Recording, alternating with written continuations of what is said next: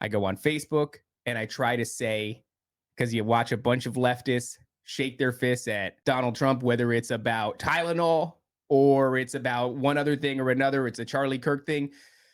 And I'm trying to go, hey, this is kind of like Hegelian dialectic, right? You're being subjected to a problem reaction solution or a divide and conquer strategy or a really healthy mixture of the two. That was not well received at all. I thought that going in there and saying, like, hey, it's not a left versus right thing, it's an us versus them thing. And who is us and who is them? And we could have that conversation. But that was not that was not well received. And so I'm of the school of thought of this is all orchestrated.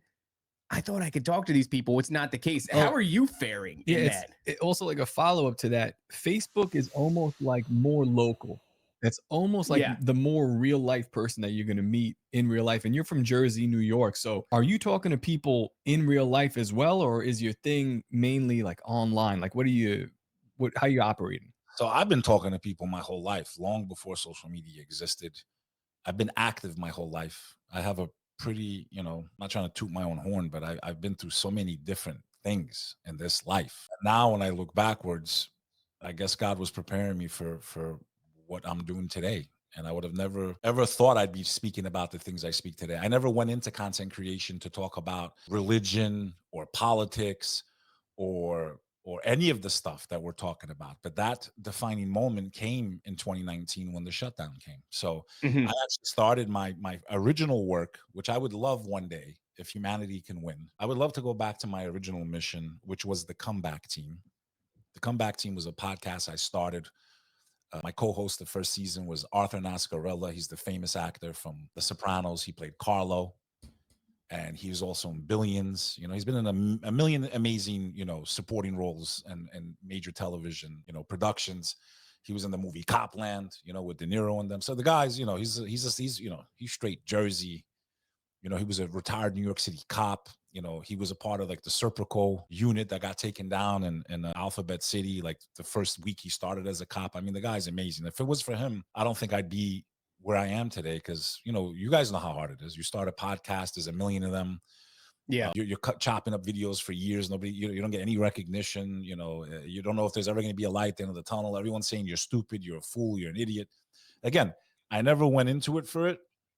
And this is why I believe in the concept of divine wisdom. You do your things, and then when you look backwards, sometimes you can understand why certain things happened in your life.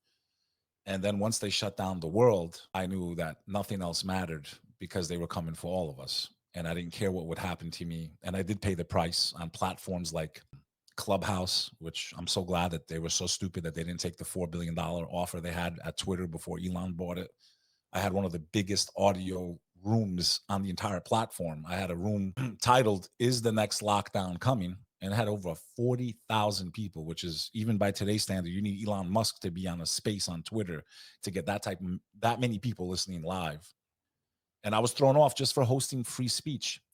And as an American, someone born and raised here who has come from a very tragic background, to see that everything I ever was taught about our country and what our rights are and the Bill of Rights and the Constitution, and we're the good guys and we're a laissez-faire country. I can't believe they actually taught us. And I was like, National Honor Society, full scholarship, scholarship to school. I went to Pace University in the city, and then awakening to the reality that it's all an illusion and that we're not free, bro. Humanity is not free. We always led to believe other countries are more evil. I started watching videos of China the other day, and I'm sitting here going, and again, I'm completely against communism. Like, there's no way you could ever get me to ever endorse any component of that. But I'm looking at their life, their built. I'm like, dude, they're not doing that bad at all. Like, what the is going on? So it's like none of us really have perception, the truth.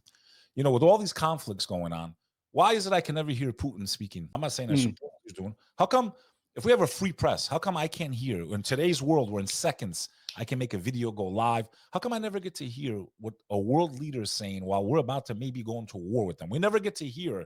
Think about how simple it is. You want to know if your information you're getting is free press? How come I can't hear a speech from King Jong Un? I only get a 1 second, maybe a 1 second with a narrative they paint. No, if this was a free press, the camera would go on and I get to sit there and watch him give the whole speech and come to my own. Mhm.